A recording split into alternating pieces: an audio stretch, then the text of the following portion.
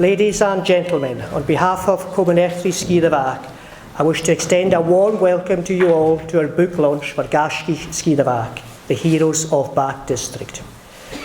This book records the contribution made by our local residents to both World War I and World War II. Contained within its pages are profiles of the fallen, veterans' accounts of their experiences, poetry, an updated roll of honour for both conflicts and other war-related articles. This is a project that I have worked on since its inception in 2014. It has been a long journey, but I am delighted that tonight we have finally reached its conclusion. Well, almost. At this point, I need to inform you that this is a book launch with a slight difference in that, unfortunately, we don't have any books to sell you this evening. Last week, I was informed by our printers that due to volume of work, we couldn't get them on time. However, I contacted them again earlier today, and they have assured me that we will have them by this time next week. I am hopeful that this setback will not detract from the commemorative evening we have planned. Some of you may already have noticed that we have display boards at the back of the hall on which we have exhibited a selection of pages from the book. We do also have 2 sample copies available, one of which is here, and it'll go to the back of the hall afterwards. And we hope you will have a look through the books and also browse through these displays at the end of the evening. Later on, I shall let you know how you can order your copy of the book, which we at the Comann will arrange to have delivered to your home. Before I go any further, I wish to offer my sincere thanks to the Deacon's Court of Bhac Free Church for allowing us to use this excellent facility for our event. For me, this is the most appropriate venue for our gathering, as the links between the wars and our church go back over a century. In my research for the book, I was greatly aided by a roll of honour that the church compiled for this parish during World War I. For years it was kept in the old manse at Bhac, and when the manse was demolished in the 1960s, the roll was reframed by Donald Martin of Bhac, though solid, and returned to the church where it hangs in the vestry today. When the roll was being compiled at the start of the First World War, our minister at the time was Reverend Roderick Mackenzie. He was still our minister at the close of the Second World War. This reminds us not only of the length of tenure of Reverend Mackenzie, but also of how short a time span there was between the 2 conflicts. Tonight, we will commemorate our district's contribution to the world wars in words, song, poetry and imagery. But before we do so, I would like to call on our interim moderator, Reverend Ewan Matheson of Cross Free Church, to lead us in prayer.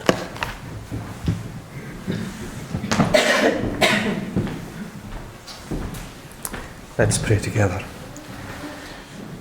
Our Father in heaven, we bless and praise you for the opportunity to gather like this, and for so many who are gathered here and who have been moved by an interest that is personal and also solemn. And so we stand and we sit and we gather together and we meet with one another. We recognize the freedoms that belong to us, the freedoms that we confess that we often take for granted, freedoms that were purchased for us in the liberties that we now enjoy through the pain and suffering and even loss of generations that have gone before us. And we stand in our own providence, grateful for the manner in which you have blessed us, recognizing how the psalmist himself said that the Lord had fallen into pleasant places. And so for us, the providence has been good. The freedoms and liberties that we enjoy include the liberty that we are given to worship you and to praise you.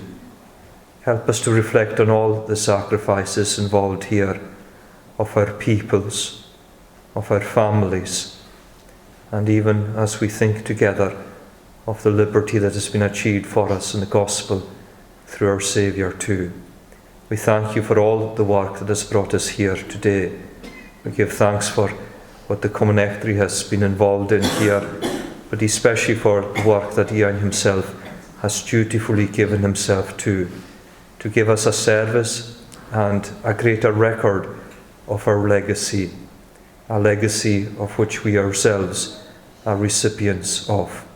So we bless and praise you, and we commend this evening to you, Lord, giving thanks for your kindness and goodness and what has been endured, in order that we ourselves would receive many blessings. Be near to us, then, we pray, and forgive us our sins. In Jesus' name, amen.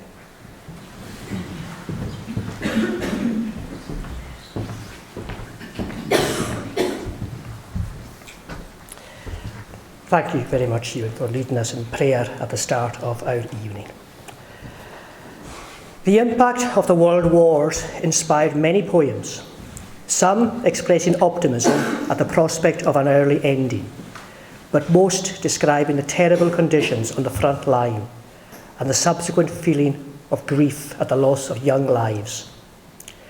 Modo MacIver, known as Modi, was the only son who survived to adulthood in the family of Alexander and Catherine MacIver, 40 Coll. He is pictured on the screen above, along with a number of other young men from Coll. Modi is the one on the left of the front row. He was killed by a sniper's bullet in Flanders in June 1915, aged 25 years. The previous year, he had graduated MA at Aberdeen University, but then immediately joined the Gordon Highlanders, with whom he experienced the horror of the trenches of Ypres. As an ex-Nicholsonian, his name is inscribed on the large bronze plaque which hangs on the wall of the Francis Street building of his old school. His grief-stricken father, who died not long after his son's demise, wrote a lament, a portion of which we will now hear sung in Gaelic with a simultaneous English translation on the screen. To sing the poem, composed by her great-great-great-uncle, Alistair Borach Ivan, I would like to invite Katy Graham of Catherine Hill, Bartisker.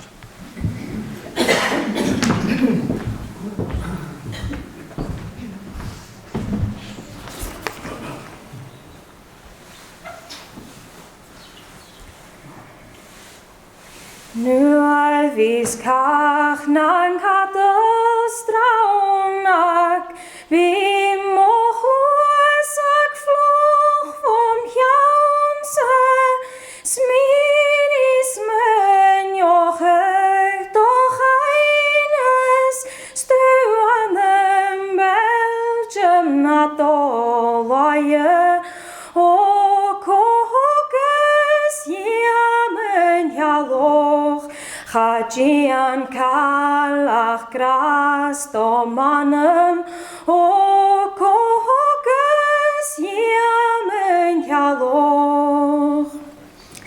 Sauna ginje vasai jadaling, va ekrein jo jaun guhalef, chaviegen fia vegadet, sebilen grag mare hier viale, o koges jamen jaloch.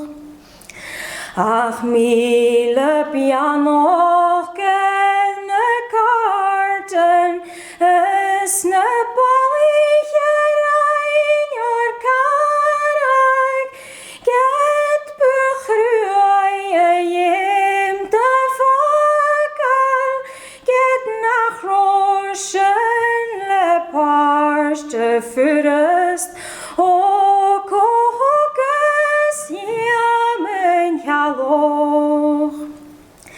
Shinje haket och kratjoch, eden toch schumar hashin, aetulich leschne karten, vi fekin tatje falu, o koges jamen jaloch.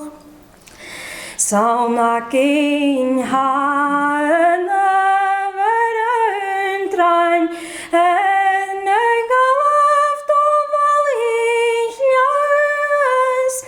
es mor anak nacht or countes ach gedig haun an laie o cohocus iamen jaloch es me gilje tapialing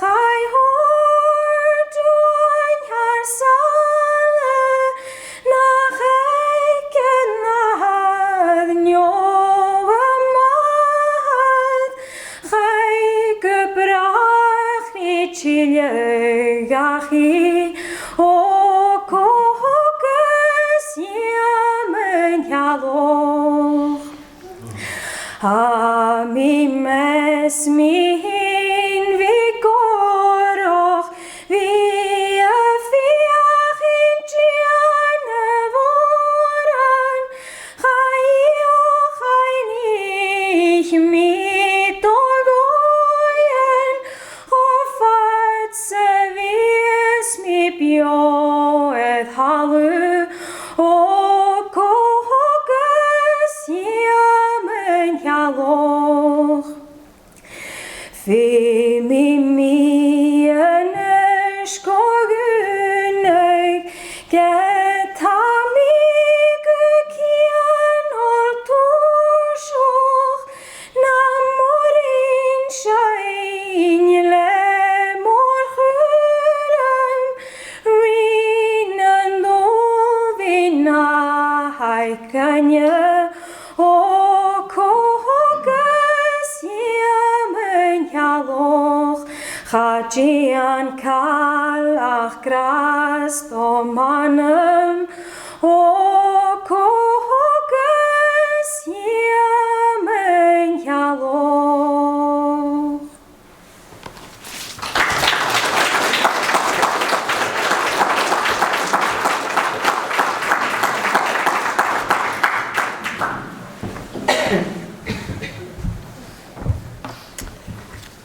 Thank you, Katy, for what I'm sure you'll all agree was a most poignant rendition of your relative's lament. Our second poem this evening was composed by Angus Beaton, who's also pictured on the screen. He was born at 15 Vatiscar, but he emigrated to Canada in the early 1900s. He served in the ambulance corps of the Canadian Army during the First World War.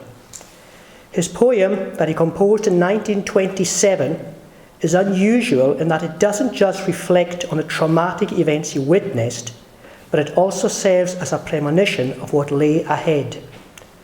The peace that prevailed in the interwar years was an uneasy one, and the feelings of apprehension of the time are expressed quite vividly in Angus's short stanzas. To read the poem that was composed by her grandfather, I would like to invite Anne Ramsay of Bhac.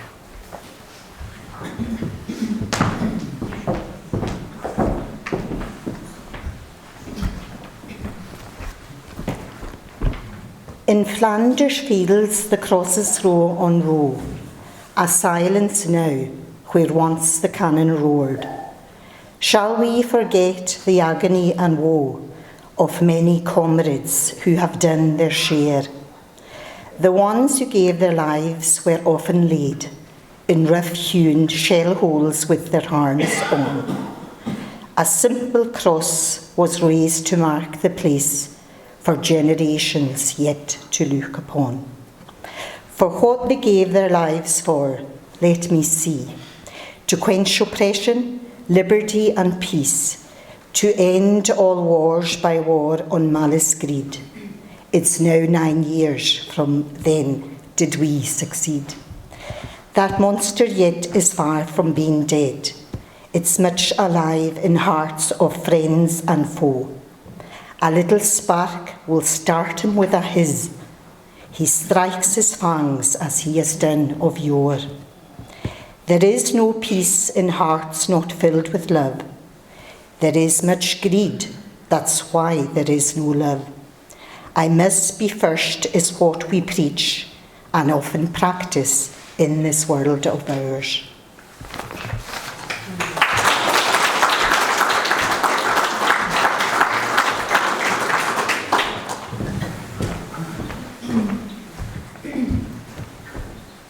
Thank you, Anne, for agreeing to read your grandfather's very thought-provoking poem. Back in the summer of 2014, as people across Britain marked the centenary of World War I, it was suggested that here in the Bhac district, we also should provide a lasting tribute to those who served king and country and examine the impact and legacy the war left on our community. My interest in recording our district's contribution to the war effort goes back almost 20 years. At the turn of the millennium, it was decided that the fallen from Bhac to Tongue should be properly commemorated with a war memorial. My father, who was one of the committee's founding members, was tasked with recording the details of some of the men who were lost. I was therefore used to seeing lists of names around the house, and gradually I became drawn into the project, and my curiosity led to me asking myself, who were these men?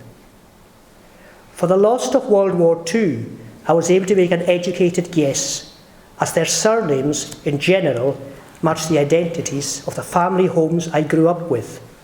But with the World War I casualties, I laboured somewhat. My inquiries naturally began in my own neighbourhood. I already knew that Donald MacDonald, 11 Bhac, was the brother of Christina Imhostag, whose home I would visit as a child. He was lost on the Iolair, and it was through this connection with my elderly neighbour that I became familiar with the story of the disaster at a young age. But who was Donald MacLean, 6 Bhac, and Donald Mackay, 3 Bhac? My father would explain to me the connection between those individuals and the people I remembered at their addresses. But I was left wondering, for people in our community today, particularly the younger members, were those rows of names on our memorial just that, rows of names? The years went by and I immersed myself in my own work, and then, as I intimated earlier, encouragement was given to communities across the country to mark the centenary of the start of World War I. Around the same time, a couple of books were published which would serve as the inspiration for Gaisgich Sgìre. The first of these, entitled The Fallen of Stornoway District, was compiled by the well-known local historian Malcolm MacDonald, and it profiled in detail the circumstances of each serviceman's demise. Another comprehensive and detailed book that caught my eye was Dod commissioned by Comann. Included in this publication was a roll of honour containing almost 1,000 names, in which each serviceman who answered the call to arms from Ballintrúshall to Sgìre was profiled. While I could never hope to match the encyclopedic knowledge of service records and global war events that these publications offered, I did at least have the tools to hand to attempt to inform people of just who were these men that we remember on Armistice Day each November. And so, in late 2014, I began my first draft focusing on the World War I casualties of Bhac village, guided by Bill Lawson's Croft History of Bhac and some local anecdotal accounts. The following year, the article appeared in Lochatua News. I closed this short series by expressing the hope that it would be good if a resident of Vatiscar and Coll would come forward and complete the story for these two communities. I didn't have long to wait for my answer. My cousin Hamish had already prepared drafts of each of these villages' casualties for me to then complete. Neil's foresight and enthusiasm took the project to the point we have reached this evening. Every time I thought I was finished, it was suggested that we should include more information, local poetry, eyewitness accounts by veterans, photographs, and other war-related articles that had appeared in print elsewhere. Then there was World War II to consider. The centenary of the start of the second conflict falls just 20 years after the end of the first.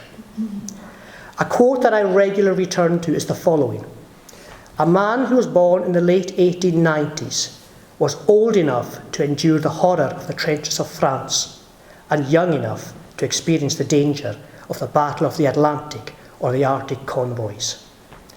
I can well remember the old World War I veterans of my village: Dúl Stand, t-eallach, Lydie, Alec Kennedy.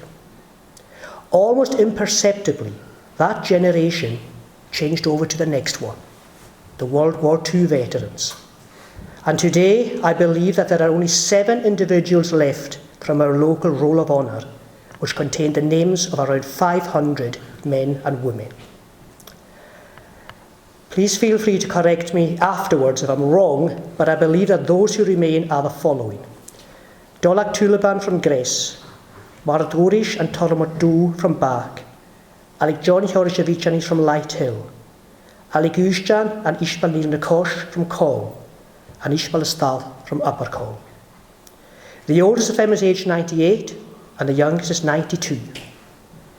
It therefore made sense to record the contribution made by the veterans of World War II, while the individuals who had clear memory of those times were able to impart their knowledge.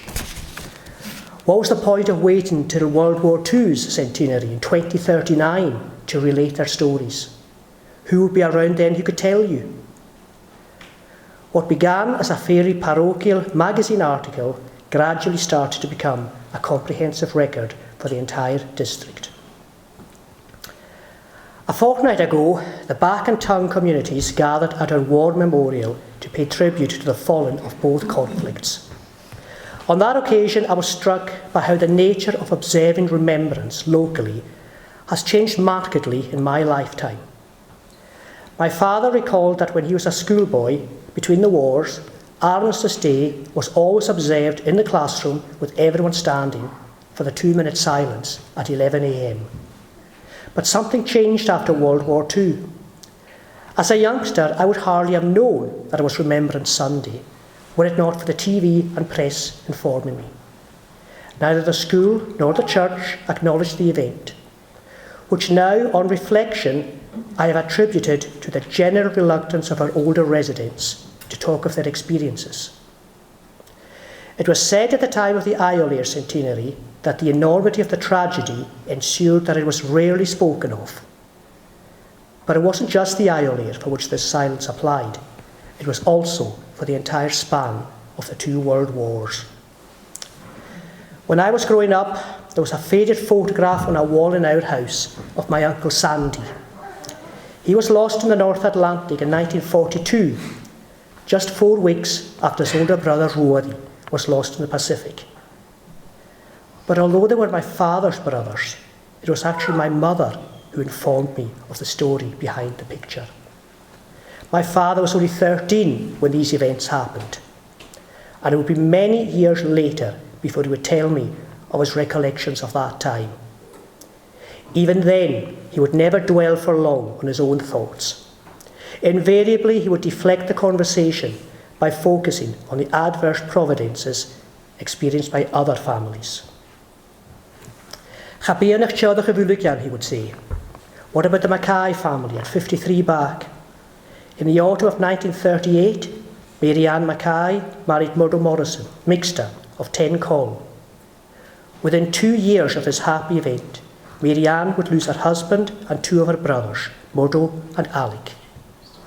Murdo, the best man at her wedding, was lost in the North Atlantic aboard the Rawalpindi. The 80th anniversary of this event falls tomorrow. 2 other local families suffered double bereavements in the second conflict. Teoddach Dari at 42 Coll and Teoddach Fian at 32 Gres. Alistair Yamali, 16 Coll, was bereaved of his mother when he was a child, and just a few years later his father died in the last major drowning in Broad Bay, Bhac. Young Alistair was then lost along with Donald Mackay of Gres in February 1940. This would be the first of 3 occasions during World War II when 2 local families lost their loved ones on the same ship. A particularly sad loss was that of Murdo MacDonald, 32 Grace, and Norman McKeever, 37 Vathascar. They were both plucked from the sea by the German raider that sank their ship, the Empire Light, only for this German prison ship to be later sunk by a British destroyer. Almost all of the Allied servicemen aboard lost their lives.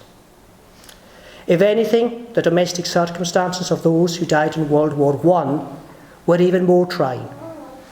In my research, I was struck by how the demise of a son or grandson was just another adverse providence in the experience of many families. The Broadbraid drownings had depleted villages of many able-bodied men over the years. The most significant was Bhac on the 22nd of December 1894. That night, 17 men from the street on which I live were drowned, from number 2 to number 37. 17 deaths in one night. It was a greater loss per head of population than anything experienced in the Iolair disaster.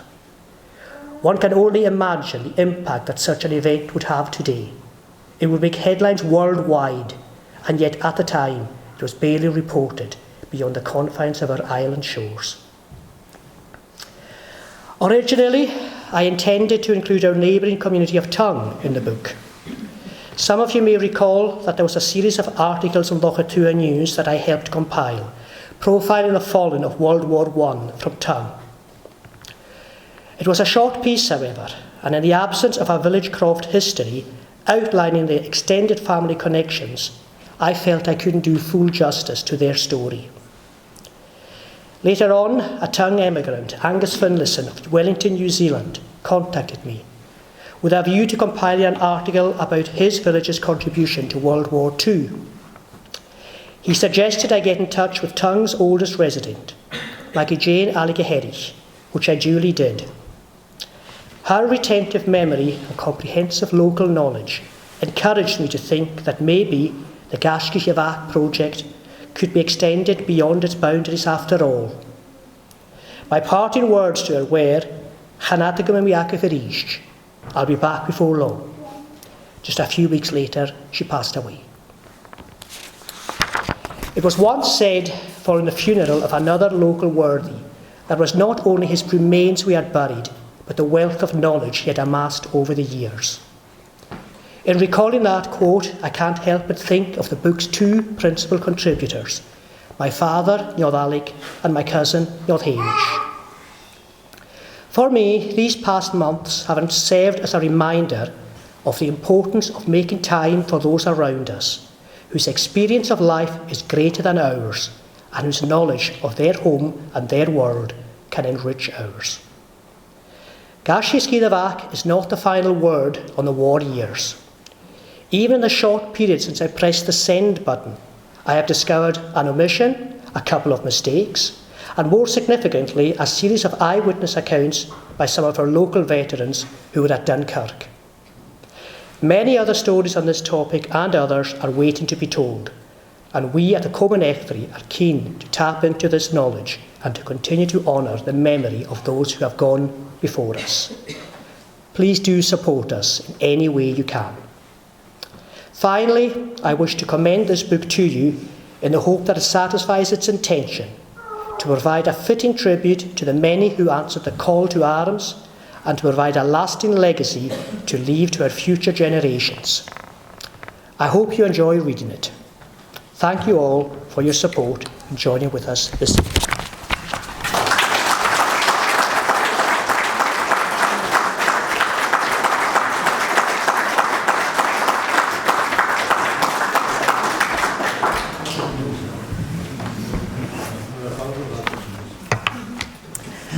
On behalf of Gaisgich Sgìre, on this very special evening, the launch of Gaisgich Sgìre, I would like to thank Iain Murray, the principal author, for not only his fascinating and moving talk in introducing us to the book, but also for giving the Comann the honour of publishing Gaisgich Sgìre.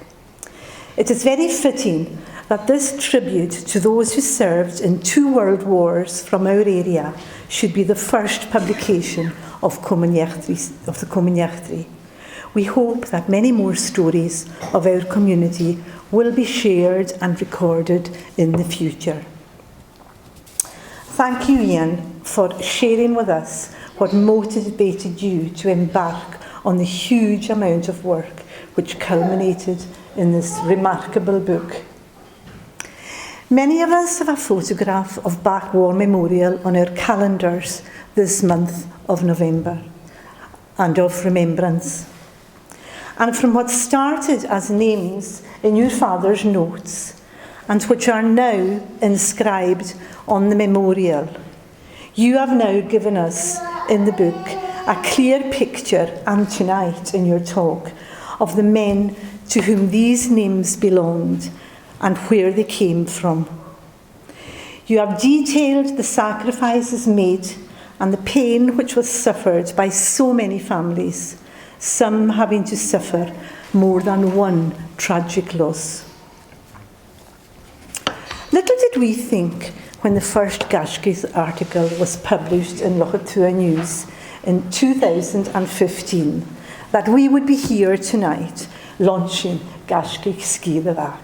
I don't think we ever thought that would ever happen. That first series of articles alone was to be the magazine's tribute commemorating the 1914-18 war. We thought that would be it.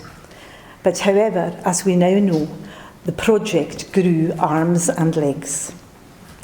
Eventually, after all the Gaisgich articles for the First and Second World Wars had been published in Lochatua News, Iain arrived with a simple ring-bound photocopied book which he thought was the final production. He had copied some for those who had helped with the project, and that was to be it. Excellent. But thankfully, as he recounted, he was persuaded by those who saw that book that his work deserved to have a wider audience and to become a permanent record for us all. Not only is Gaisgich Sgìre a roll of honour and a comprehensive record of those who served in 2 world wars, it is also a valuable social history. It contains a huge tract of information about the people of Bhac, Coll and Matheson, and for the Second World War, those of Gres and Upper Coll also.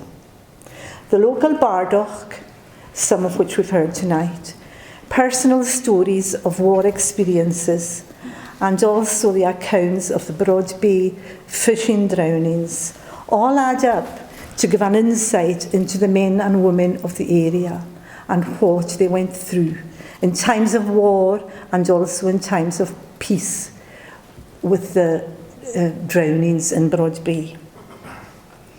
Very many of us here tonight will find links in the book to their own family recorded within the pages.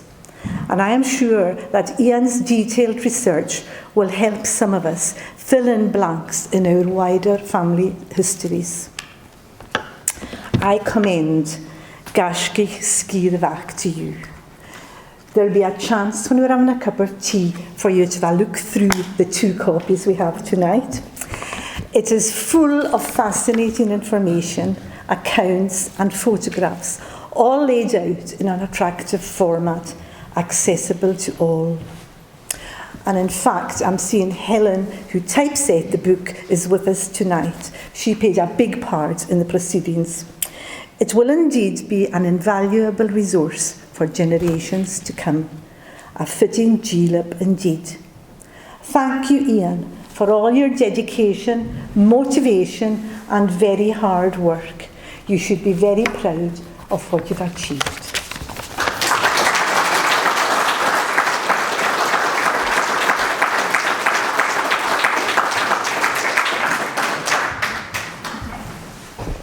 Thank you, Anna, for your very kind words. Our penultimate item for the evening is the singing of a Gaelic psalm, number 78. verses 6 and 7, verses which are closely associated with a period of remembrance. In English, they read as follows: "That so the race which was to come might well them learn and know, and sons unborn who should arise might to their sons them show, that they might set their hope in God and suffer not to fall. His mighty works out of their mind but keep his precepts all." And in the Gaelic, "Chym fysfi gan adri chech, y chlawn y ta gwnfri, sgwnisich iad o'n lein dan ie, yn nisich sin ffali.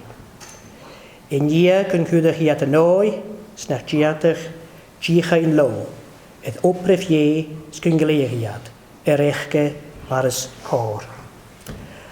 I will call on Rev Kenneth Ferguson to lead us in the singing of these two verses in Gaelic.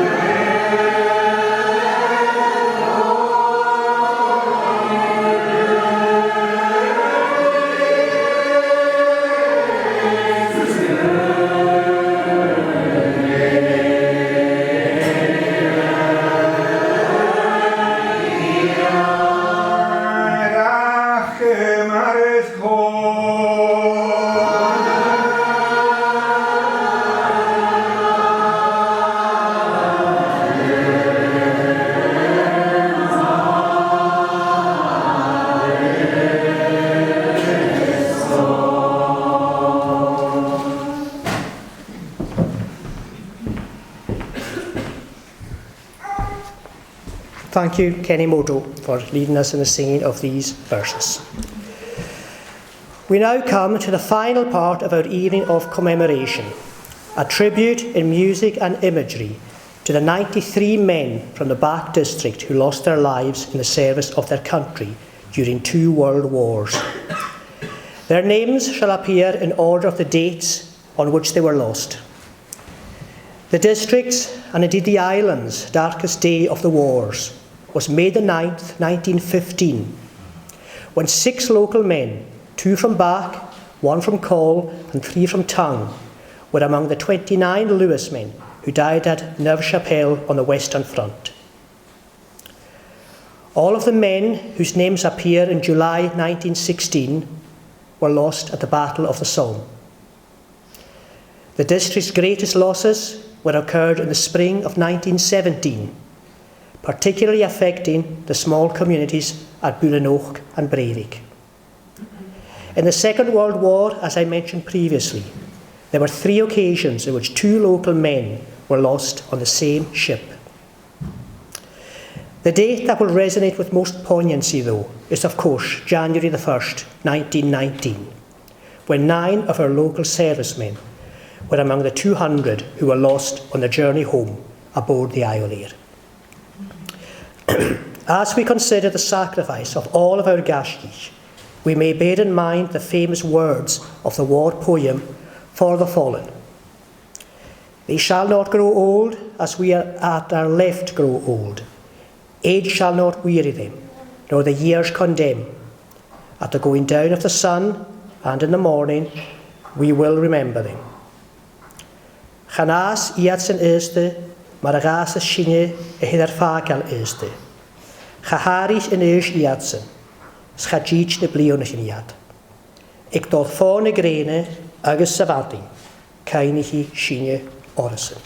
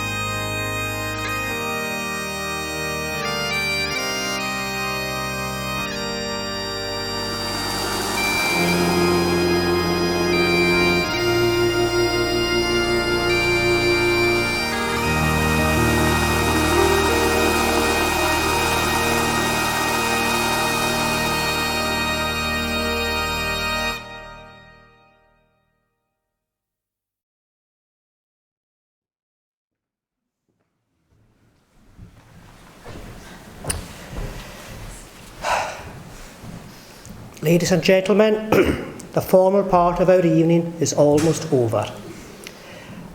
But I have a number of people to thank before we leave. Over the past 5 years, I have contacted numerous individuals in the district seeking information, advice and assistance for my research. Others have helped with the technical aspects of preparing the book. Some of you are here tonight, and I wish to thank you for all your time and your patience. In the acknowledgements section of the book, I am hopeful that I have given you the credit you deserve.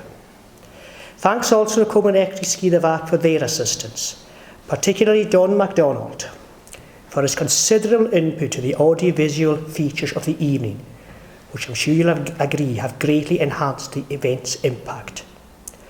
To Ewan, Katy, Anne, Anna and Kenny for their contribution to tonight's proceedings, and to all of you for coming along and showing your support for the book.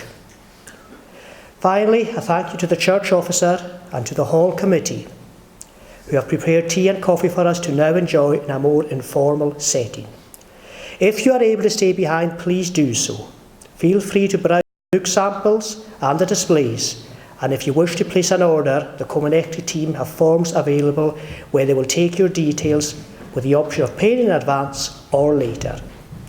We will then deliver the books to your home as soon as they arrive, hopefully by the end of next week. You may also be interested in portraits we have on display at the back of the hall of some of the local servicemen who were lost on the Isle. These portraits are a work of Margaret Ferguson and are kindly been looked after by North Tolsta Comann until our own historical society can acquire suitable premises. Thank you to Anna Mackenzie for taking out these portraits along this evening. So, before we enjoy our much needed cup of tea and an opportunity to catch up with friends, I will now ask Reverend Ferguson to say grace.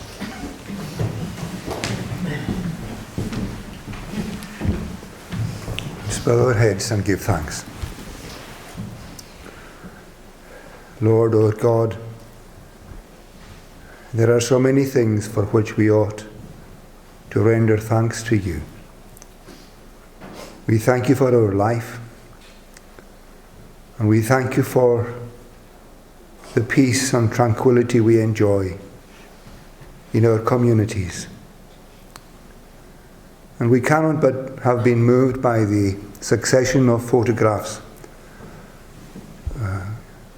brought before us a few moments ago of those who made the ultimate sacrifice in 2 world wars and in connection with the Isle disaster. Give us, O Lord, to be thankful to you for the contribution they made. You know the big picture, and we thank you that you brought peace through their efforts and sacrifice. And we praise you that we still enjoy that peace today. We thank you for our community here and all that has been done by this committee over the past years to bring this to this point. We praise you for their commitment. Give us to be thankful, Lord, above all, for your grace and for your mercy in Jesus Christ. We thank you that you are a God who still remembers us, and that the gospel message preached here, Sabbath after Sabbath, is still an indication of your willingness to bring peace into our own souls and circumstances.